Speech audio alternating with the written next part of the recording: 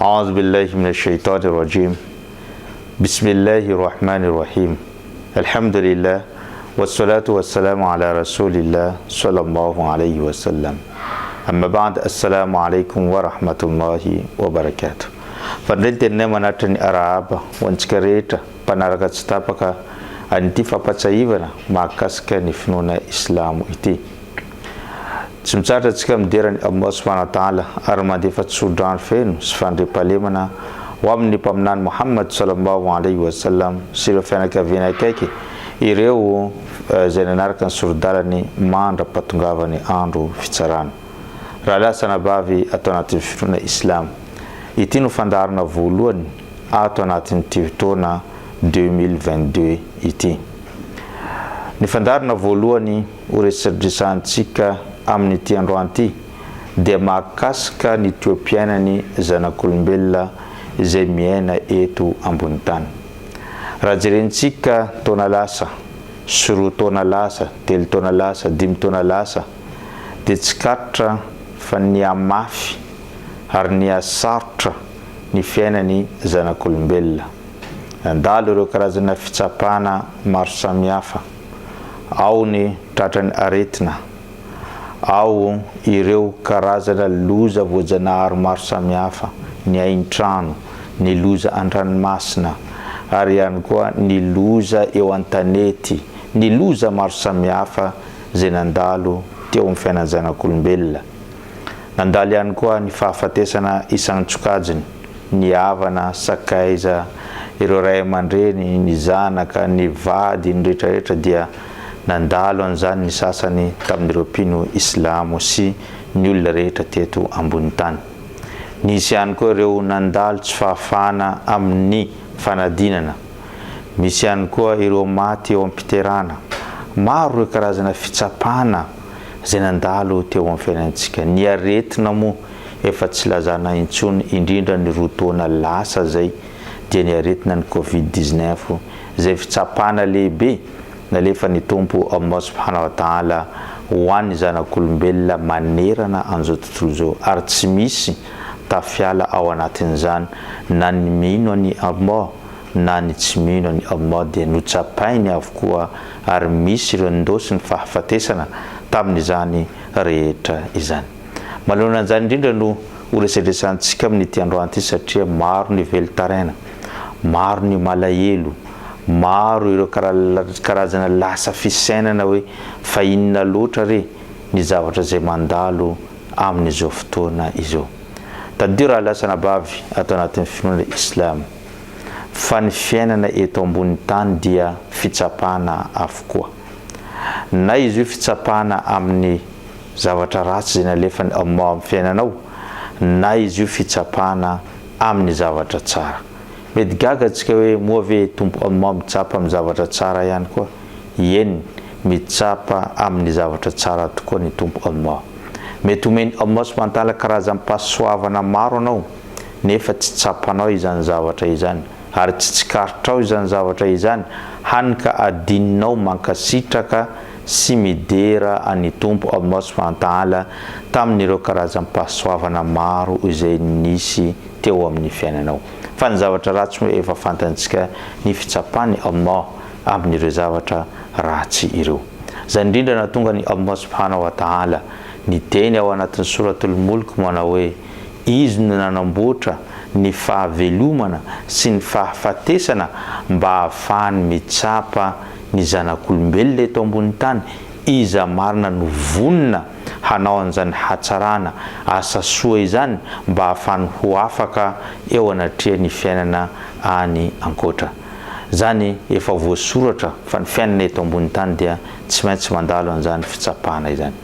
Mbola no amafisin'ny tompo Allah subhanahu wa ta'ala ihany koa zany rehefa izy niresadresaka ao anatin'ny surat al-Ankabut ka ny teny izy manao hoe alif lam mim ahasiba an-nas an yutraku an yaqulu amanna wa hum la yuftanun. Tenen'ny Allah subhanahu wa ta'ala alif lam mim, mieritreritra ve ny zanak'olombelona avelanay izy teny hoe mino any Allah subhanahu wa ta'ala zahay nefa tsy ho tsapanay. io teny Allah subhanahu wa ta'ala dia manambara raha vao mino anao mitony tena fa pino ny Allah subhanahu wa ta'ala dia eo mihitsy no fitsapana mandalo sy mianjady eo amin'ny olona anankiray izay milaza fa pino any Allah subhanahu wa ta'ala ary arakaraka an'ilay finoana lalipaka ao am-ponao no atongavany zany fitsapana mafy zany satria rehefa nantaniana i mpaminany sallallahu alaihi wasallam hoe iza no olona ho tsapaina indrindra eto ambony tany dia namaly izy hoe al-anbiya ireo mpaminany sy iraka ny Allah tonga teto ambony tany thumma al-amthal fal-amthal manaraka an'izany dia olona mitovitovy azy ireo zany hoe ny olona tena mino zay vao olona mino no tsapany Allah eto ambony tany midika izany fa ny mpaminany reo sy iraka reo no tena ho tsapaina eto ambony tany satria izy ireo no tena manampinoana ny Allah subhanahu wa ta'ala zany natonga ny mpaminany rehetra mpaminany Nuh azo ny fitsapana mpaminany Ibrahim nandalo fitsapana mpaminany Musa nandalo fitsapana zay mpaminany rehetra nandalo teto ambony tany dia nandalo tao anatin'izany fitsapana izany avokoa indrindra moa fa mpaminany Muhammad sallallahu alaihi wasallam izay tena no tsapainy Allah subhanahu wa ta'ala indrindra tamin'ireo mpaminany zay mifandimby teto ambony tany mbola nitoy izany Allah subhanahu wa ta'ala ilay andia teny masina ka niteny izy hoe walakad fatanna alladhina min qablihim fala ya'lamanna Allahu alladhina sadaqu wala ya'lamanna al-kadhibin efa nitsapainay hoy Allah subhanahu wa ta'ala ireo vahoaka tonga teo alohanareo izany hoe ireo vahoaka niaraka tamin'ny mpaminany zay tonga teo alohantsika dia efa nitsapainy Allah subhanahu wa ta'ala tamin'ny karazany mpitsapana maro samihafa ary amin'ny endrika maro isan-karazany no nitsapana anireo vahoaka tonga teo alohantsika no ninona no nitsapany Allah azy ireo teneny Allah zay mba hafantaranay iza marina ny olona mino milaza ny marina fa mino ny Allah ary iza ny olona mandaindainga sy mpiatsara velatsy milaza mino amin'ny vavany fa ny fony mbola tsy tafiditra tsara amin'izany finoana izany zay nahatonga ny fitsapana ho avy aminao zay tena mino mba hafantarana hoe tena mino marina ve ianao sa hoe mpiatsara velatsy milaza mba hafa fotsiny fa mino nefa ny fonao zavatra hafa no mivoaka ao ohatra mivaingana tamin'ny fitsapana zay nandalo tamin'ny mpaminany sallallahu alaihi wasallam dia tadidintsika fa teo amin'ny faha-enimpolo taona zany mpaminany sallallahu alaihi wasallam zany dia nahazo zazalahy kely antsoina hoe Ibrahim io zanalahy kely io dia anisan'ny tiany satria efa maty avokoa ireo zanany dimy mianada talohan'izany zavatra izany satria voateraka kely ny zanany lahy voalohany tamin'izy mbola tanora dia ndosy ny fahafatesana niteraka ihany koa izy dia ndosy ny fahafatesana niteraka ireo zazavavy ndosy ny fahafatesana avokoa tavela tamin'izany fotoan'izany dia zanany vavy anankiray Fatima sy ilay zanany Ibrahim zay azony teo amin'ny faha-enimpolo taonany zany rehefa azony zany zaza zany dia tiany ary faly isa-maraina dia hoentiny mandombaravarana nireo mpanaradia azy hoe jereo izy Ibrahim zazalahy mahafinaritra zazalahy tiako zazalahy endry zany zazalahy izany ka tiany mpaminany sallallahu alaihi wasallam izany zaza zany saingy noho ny fitsapany Allah subhanahu wa ta'ala tsy nandala akory enim-bolana dia ndosy ny fahafatesana izany zazalahy kely voateraka Ibrahim zany nalahelo mpaminany sallallahu alaihi wasallam satria nahoana nahatsiaro ilay zanany mbola kely efa ndosy ny fahafatesana avokoa nalahelo izy nitomany latsadranomaso sainginina teny navoaka ny mpaminany sallallahu alaihi wasallam tamin'izany fotoan'izany dia niteny izy manao hoe innal aina la tadma wa innal qalba la yahzan walakin la naqulu illa lima yurdi rabbuna wa inna li firaquka ya Ibrahim la mahzunun ny maso izy dia mahay mitomany ary ny fo dia mahay malahelo fa zay kosa ry Ibrahim tsy amoaka teny afa-tsy zay mahafaly any tompo Allah subhanahu wa ta'ala manoloana ity fahoriana izay mandalo eto aminay ity fa aoka fantatra ry Ibrahim fa ny fisarahanay aminao dia mangotrika marary tokoa izany fitsapana nalefany Allah. Saingina dia marary ary zany, mino ny fandaharany Allah subhanahu wa ta'ala, mino ny lahatra izay nalahatra ny tompo Allah subhanahu wa ta'ala eo amin'izany fiainany mpaminany Muhammad sallallahu alaihi wasallama izany. Zay no karazana fitsapana nandalo tamin'ny mpaminany. Io no farany malefaka tamin'ny fitsapana zay nandalo teo aminy. Fa maro ireo fitsapana tamin'ny fiainany zany mpaminany sallallahu alaihi wasallam. Hoantsika zay pahay tantara mpaminany dia mahatsapa ny fitsapana maro zay nazony tamin'ireo vahoaka Quraish, zay azony tamin'ny fitoram-bato rehefa namangy an'izany tanàna Taif zany izy, nahazo ireo karazana hoe fanendrikendrena amin'ny fianakaviany sy ny tariny, no endrikendrena ny jangajanga ny vadiny tamin'izay fotoana zany. Be dia be ireo karazana fitsapana nazony mpaminany sallallahu alaihi wasallam. Saingy ny fo mino ny Allah mitsatoka ao anatin'izany finoana izany, ka ho antsika ihany koa rehefa tratra ireo fitsapana dia aoka hitsatoka mafy ao anatin'ny finoana ny fonao sy ny tongotrao, fa tsy vilivily ka ho voereziny izany shaitany izany. Mpaminany Ayuba alayhi salam, fantansika izany mpaminany zany fa anisan'ny mpaminany anankiray nomeny Allah subhanahu wa ta'ala fahasoavana teo amin'ny fiainany, nanana tanimboly, nanana tanimbary, nanana biby fiompy, nanana vady endry, nanana zanaka fitolahy, fitovavy, ary nanam-bola maro samihafa izany mpaminany Ayuba zany. Fa tao anatin'ny ray mpimaso no nanesorany Allah subhanahu wa ta'ala izany fahasoavana maro teo amin'ny fiainany zany. Satria nahoana? Nandeha ndray andro may ny tanimbariny, afaka andro ray ihany koa latsambaratra ny tanimboliny, nandeha ihany koa maty avokoa ny biby fiompiny. Rehefa niarany sakafo tao anatin'ny trano anankiray ny zanany fitolahy sy fitovavy dia niotsaka tamin'izy ireo ny tany ka maty avokoa tsy tradrano ireo zanany miisa 420 fitolahy fitovavy tamin'izany fotoana izany.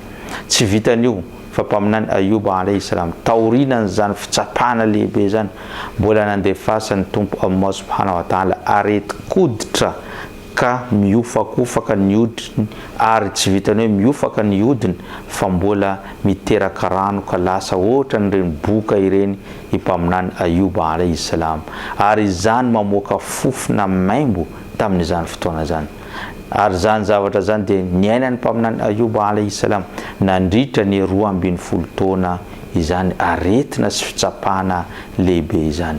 Zay jireo fa fahasoavana lehibe niainany teo aloha dia noesoriny Allah subhanahu wa ta'ala tsy kelikely teo aminy, ary farany izy iny dia lasa boka mihitsy ny tanana sy ny vatany Ayuba alayhi salam. Saingy niaritra izy nandritra an'izany fotoana zany, ary farany dia nangataka tamin'ny Allah subhanahu wa ta'ala dia nositraniny Allah subhanahu wa ta'ala izany lasa tsara hodiny ary tsara noho ny teo aloha, ary niverina ny fahasoavana rehetra zay teo am-pelantanany, ary mbola nahazo zaza maromaro ny teo aloha zany mpaminany Ayuba alayhi salam. Zany rehetra zany manambarantsika fa hoe ny fiainany eto ambony tany dia fitsapana avokoa, ary ireo mpaminany zay nifandimby teto ambony tany dia mafimafy ny fitsapana nahazo azy ireo mihoatra ny fitsapantsika ankehitriny. Satria ny fitsapana mandalo amintsika ankehitriny mety hoe tsy fahafahampanadinana ihany, na hoe tsy fahazona zanaka ihany, na hoe aretina sendra mandalo ihany, na tsy fisiam-bola ihany no mety fitsapana mandalo amintsika. Fa tamin'ireo mpaminany ireo dia mitambatra avokoa ireo fitsapana tsirairay izay mandalo amintsika io dia nitambatra tao anatin'ny fiainan'ireo mpaminany izay nandalo teto ambony. Saingy izy ireo dia nanana an'izany faharetana eo anatrehan'ny tompo Allah subhanahu wa ta'ala. Manoloana an'izany fitsapana rehetra izay mandalo zany, inona takina amin'ny mpino Islam? Indrindra ianao mbola nisafidiny tompo Allah subhanahu wa ta'ala nahatratra ny taona vaovao 2022 ty, inona ary no mba valisoa na ihany koa entinao misaotra ny Allah subhanahu wa ta'ala? Tsy misy afa-tsy ny fankasitrahana any Allah subhanahu wa ta'ala. Mankasitraka anao mbola nomeny andro na velonaina, mbola nomeny tombonandro mbola nahatratra an'izany taona vaovao zany. Satria nahoana?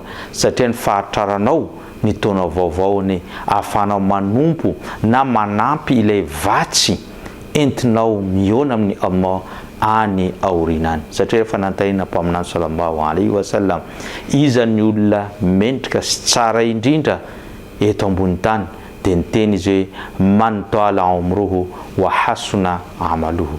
Ny olona mendrika indrindra, tsara indrindra eto ambony tany dia ny olona izay ny olona izay lava androm-piainana ary tsara ny fiafarany sy ny asa izay ataony eto ambony tany. Ka rehefa lava androm-piainana eto ambony tany na dia mandalo aza ireo karazana fitsapana, tadidio fa ny fanaovanao asa tsara no mampiditra anao olona mendrika indrindra eo anatrihan'ny Allah subhanahu wa ta'ala. Tadidio ihany koa fa ny fiainana eto ambony tany mivadibadika, indraindray izy io tsara, indraindray izy io ratsy, ary indraindray izy io azoazo iafina ihany.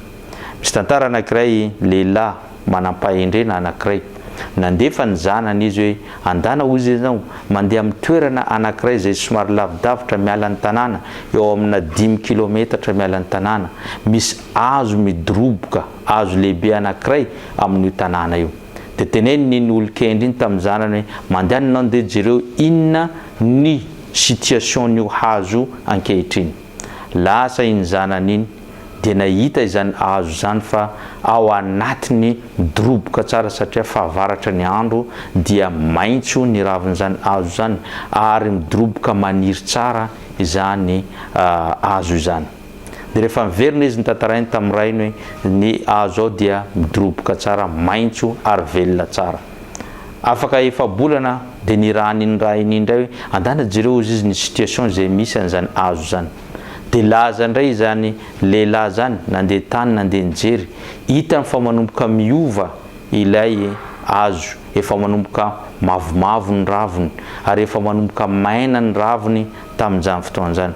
Ka nandeha izy niresaka tamin'ny rainy hoe efa manomboka mavo sy maina ny raviny zany hazo izay nidoroboka tsara be teo aloha. Afaka efa-bolana indray nirahany ny rainy zany olona zany, andana jereo le hazo iny. Nandeha indray iny lehilahy iny, rehefa tonga tany nahita efa mihintsana sy potipotika izany ravin-kazo zany, ary efa tsy misy raviny tsony izany hazo lehibe zany. Dia izay no nitantarainy tamin'ny rainy hoe efa tsy misy hazo ravin-kazo tsony ilay hazo nidoroboka teo aloha. Dia teo ny rainy niteny taminy hoe hitanao izy ny situation na ny zavatra izay mandalo amin'io hazo io tahaka an'io mihitsy ny situation ny zanak'olombelona eto ambony tany. Indraindray izy maitso, midoroboka, maniry tsara, zay ianao amin'izay fotoana izay tsara ny fiainanao, misokatra aminao ny zavatra rehetra eto ambony tany. Ary indraindray izy io izy mavo manomboka maina dia fiainany zanak'olombelona ihany koa indraindray somary sahirana, ary indraindray manomboka maina mihitsy ny fiainanao. Ary teneniny hoe indraindray izy io potika mihitsy izy tsy misy ravin-kazo, ohatrany hoe efa ho faty mihitsy zany hazo zany. Ohatran'izany koa ny zanak'olombelona, indraindray ao anatin'ny fahasahiranana tena fahasahiranana be, ao anatin'ny aretina tena aretina lehibe, ary ao anatina hoe efa ho andalo amin'ny fahafatesana mihitsy ianao. Zay no fiainany izany zanak'olombelona zany. Dia afaka efa-bolana zany miverina midoroboka indray le hazo, satria tonga indray ny andro fahavaratra. Ohatran'izany fiainany zanak'olombelona mety verina tsara indray ao anatin'izany fotoana izany. Zay no karazana fiainana eto ambony tany, tsy mijanona hoe tsara foana na ho ratsy foana na hoe sarotra foana, fa indraindray mandalo amin'ny fahasarotana, indraindray mandalo ao anatin'ny fahamorana, indraindray mandeha ao anatin'ny fahasoavana. Izay no fiainana eto ambony tany. Zany natonga ny tompo Allah subhanahu wa ta'ala niteny ao anatin'ny boky masina al-Qur'an al-Karim manao hoe i'lamu annama al-hayatu ad-dunya la'ibun wa lahwun wa zinatun wa tafakhurun bainakum wa takathurun fil amwali wal awlad kamathali ghaythin a'jaba al-kuffara nabatu thumma yahiju fatarahu musfarran thumma yakunu hutama. Zany andeha teny masina zany dia midika manao hoe fantarinareo fa ny fiainana eto ambony tany dia tahaka ny kilalao rendrarendra, tahaka an'izany ny fiainana eto ambony tany. Ary tsy vitan'izany fa karazana fafinaretana no sady fifaninanana eo amin'ny samy mpiarabelona, faninanina amin'inona, faninanina amin'ny fangoronan-karena, faninanina amin'ny fanambadiana tsara, faninanina amin'ny fahazoana zanaka tsara, faninanina sy firehariana eto ambony tany. Teneniny Allah subhanahu wa ta'ala tahaka ny orana milatsaka izay mahafalifaly ny mpamboly satria nahoana velona tsara ary maintso ny volon'izy ireo rehefa milatsaka izany orana izany. Raha lasana bavy anatin'ny fianana Islam mitovy tsy zivalaka amin'ny voly ny fiainantsika zanak'olombelona eto ambony tany satria voateraka antsika tahaka amin'ny voly vao mitsiry, tanora itsika tahaka amin'ny voly maintso ary ao anatin'izany faniriana tsara zany. Rehefa antitra antsika tahaka amin'ny voly efa mavo ary maty antsika tahaka amin'ny voly potipotika na efa nakarina any an-tanàna. Amin'izay fotoana izay ihany koa rehefa maty ianao dia aterina eny am-pasana. Zay no fiovaovan'ny fiainana eto ambony tany. Tsy mijanona ora ihany ny fiainana eto ambony tany ary tsy mijanona hoe tsara ihany fa indraindray ratsy, indraindray tsara ary indraindray ao anatin'ny fahasahiranana, indraindray ao anatin'ny fahasoavana ny zanak'olombelona anankiray. Ray andro nisy manan-karena anankiray nitsidika teo am-baravarany, teo amin'ny la fenêtre izy nitsidika ka nahita olona mpitsomboka zordira anankiray mitady sakafony eo amin'izany zordira izany. Dia teo izy dia nitody-doha tamin'ny Allah subhanahu wa ta'ala ka niteny manao hoe misaotra anao zaho ry Tompo Allah, nataonao mahampy ny eo am-pelatanako ka tsy mangataka amin'ny olona no sady tsy mitsimpona vao homana ny tenako. Izany mpitsimpona zordira zany ndray rehefa teo am-pitsomponana n'izany zordira zany dia nahita olona dala mitatatata, mitabataba, mandeha eny an-dalana sady mirenireny dia nankasitraka ny Allah subhanahu wa ta'ala izy ka niteny izy manao hoe misaotra anao zaho ry Tompo Allah subhanahu wa ta'ala, nataonao mitsimpona zordira vao misakafo fa tsy nataonao olona verisaina marary mitatatata no sady mirenireny eny an-dalana.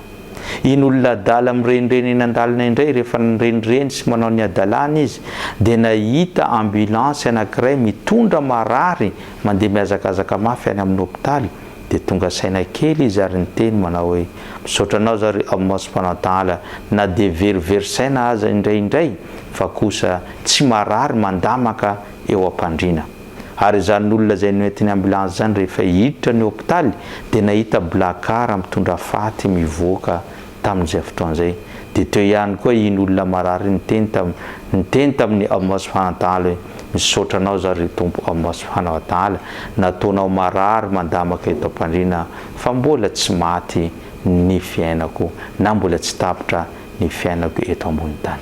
Ka raha lasana bavy anatin'ny fianona Islam ny fahafahanao miaina eto ambony tany, mbola mijanona eto ambony tany dia anisany fahasoavana. Ary amin'ny situation rehetra izay misy anao dia afaka misaotra ny Allah subhanahu wa ta'ala ianao, afaka mankasitraka ny Allah subhanahu wa ta'ala ianao.